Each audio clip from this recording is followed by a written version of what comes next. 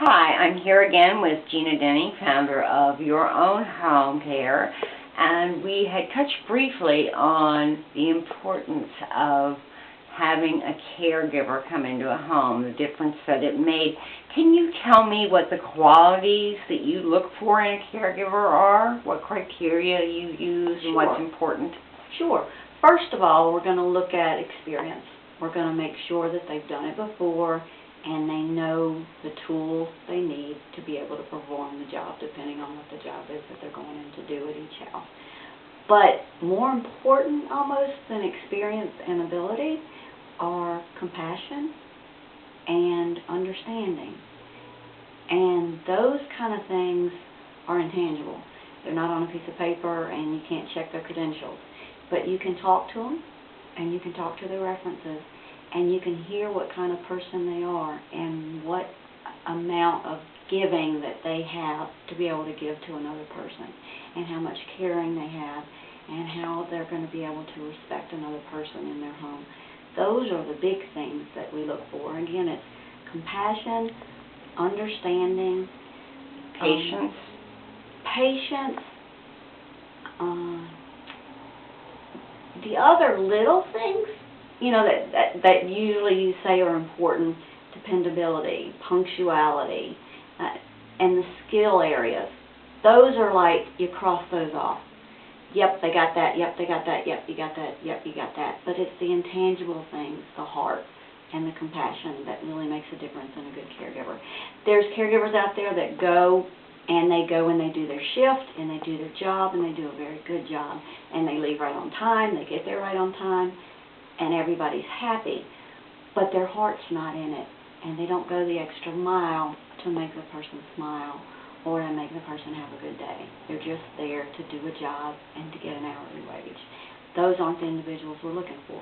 We're looking for people that see this job as a vocation. They are there to make a difference, and they're there because they like people and they like to work in this kind of environment. This isn't a high-paid, glamorous job in any sense. The satisfaction you get is walking out the door knowing that you've made a difference in some little woman's life or some elderly man's life. And at the end of the day, they walk out and they smile and they go home and they know they've done a good job. That's what we're looking to hire. They do more than that. At least the ones that I have gotten to know become part of the family. When they talk about the people that they take care of, they just, the love is in their voice, and they really get as much out of it as they put in.